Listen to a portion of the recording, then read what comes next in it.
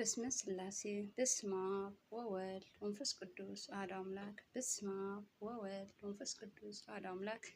በስመ አብ ወወልድ ወመንፈስ ቅዱስ አሐዱ አምላክ አሜን። ሰላም ለሉ እግዚአብሔር አምላክ ምስ ኩላትኩም ይኹን። ከመይ ውዒድኩም?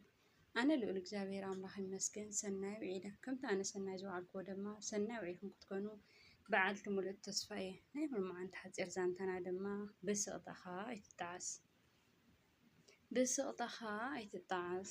ንድሌትካ ኣይትዛረብ ዘይኮነ ከመይ ጌርካ ከም ትዛረብ ጥራይ ሕሰብ። ሰባት ኩሉ ሳዕ ኣብ ግዜ ቁጥዕኦም ሕርቃኖም ዝዛረቡ ኣይፈልጡን እዮም።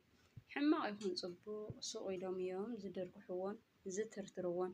ድሕሪ ዝተወሰነ ደቃይቕ ሰዓታት ምስ ተረጋግኡ ወይ ምስ ዝሓሉ ነቲ ዝተዛረብዎ ቃላት በብሓደ ክዝክርዎ ይጅምሩ እሞ ብጣዕሳ ይልለው።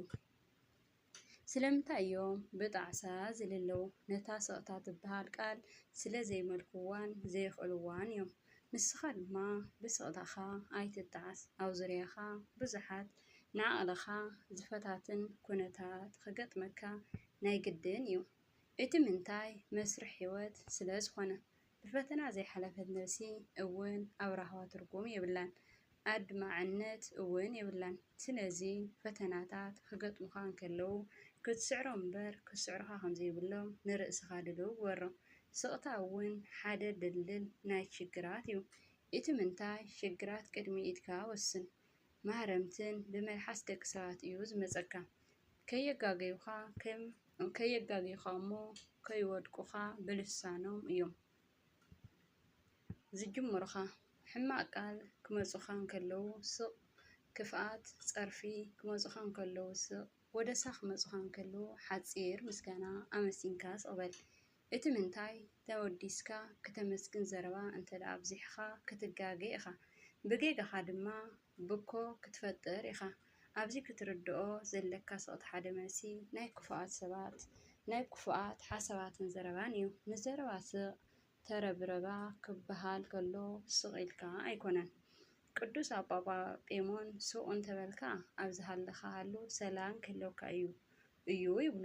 እዚ ኣበሃህላ ብኣፍካ ዝወፅእ እንዳሓደረ ከጣዕሰካ እዩ። ሰላምካ እውን ክዘርገልካ ከም ዝኽእል ንምርዳእ እዩ።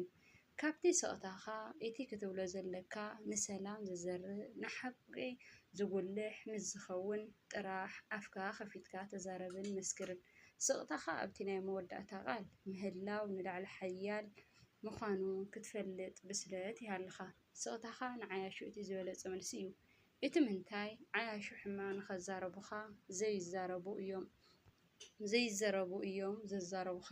ንስኻ ስቕ ትብል ሓሳባቶም ክፍኣቶም እናረእኻዮ ክሰበርን ክምህምንን ስለ ትዕዘብ ስቕ በል። ኩሉ ግዜ ብስቕታኻ ኣይትጣዓስ ዝብለካ ዕዉታት ሰባት ክልተ ነገር ጥራይ እዮም ዘለዎም። ንሰን ድማ ኣብ ከንፈሮም ስቕታን ፍሽኽታን እየን። ንተዛረብቲ ሕማቅ ቃላት ዝውርውሩ ብስቕታኻ ደናግሮም፣ ብተግባርካ ድማ ኣገርሞም። ሽዑ ንሳቶም ብዝተዛረብዎ ክጣዓሱ ክትዕዘቦም ኢኻ። ስቕታ ኩሉ ግዜ ካብ ዘየድሊ ድራማን ቃለውለው ቃላት ብ10 ኢድ ተሓይሽያ እሞ ብስቕታኻ ኣይትጣዓስ። ናይ ሎሚ እዚ ሓፂር